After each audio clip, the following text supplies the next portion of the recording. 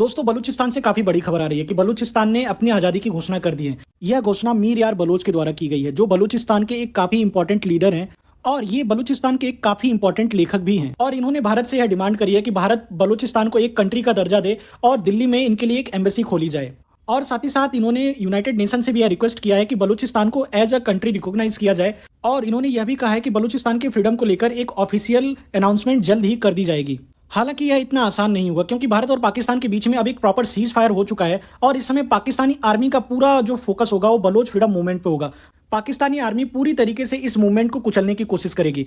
और मैं यहाँ पे ये कहना चाहूंगा कि भारत भी बलोच लिबरेशन आर्मी को पूरी तरीके से ओपनली सपोर्ट नहीं कर सकता, क्योंकि यूरोपियन यूनियन, यूएसए, चाइना जैसी कंट्रीज बलोच लिबरेशन आर्मी को एक टेरर आउटफिट मानती हैं। और अगर हम इनको फंडिंग या किसी तरीके का सपोर्ट प्रोवाइड करेंगे तो इससे पाकिस्तान को एक लूप मिल जाएगा कि भारत पाकिस्तान में टेररिज्म को सपोर्ट करता है। और यूएसए कभी नहीं चाहेगा कि बलूचिस्तान पाकिस्तान से टूट के अलग हो जाए, क्योंकि बलूचिस्तान अगर पाकिस्तान से टूट के अलग हो जाएगा तो इससे पाकिस्तान का जो एक बॉर्डर है ईरान के साथ वो खत्म हो जाएगा।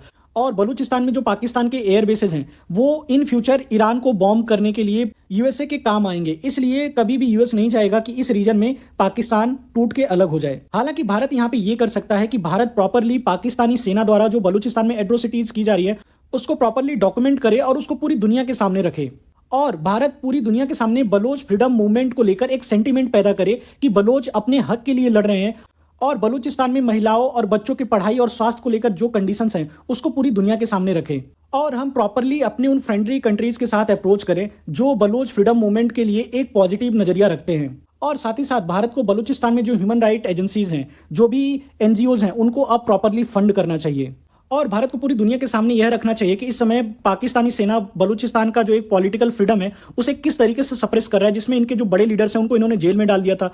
इनके जो काफी इंपॉर्टेंट लीडर्स हैं या तो उनको मार दिया गया या तो वो इस समय विदेशों में जाके असाइलम लेके रह रहे हैं। और पाकिस्तानी सेना किस तरीके से पूरी बलोच एथनिसिटी को खत्म कर रही है, इसे दुनिया के सामने रखना जरूरी है। और पास्ट में भी पाकिस्तान ने बांग्लादेश के साथ यह करने की कोशिश की थी और एक टाइम पे जो बांग्लादेश केवल विचारों में था वह पाकिस्तान से टूट के अलग हो गया और आज के टाइम का बांग्लादेश बना। भारत के पास एक गोल्डन अपॉर्चुनिटी है कि बलोच कार्ड को प्रॉपरली खेला जाए और अगर हमने ऐसा कर दिया तो हम बिना किसी लड़ाई के ही पाकिस्तान को एक ह्यूज ब्लो दे सकते हैं।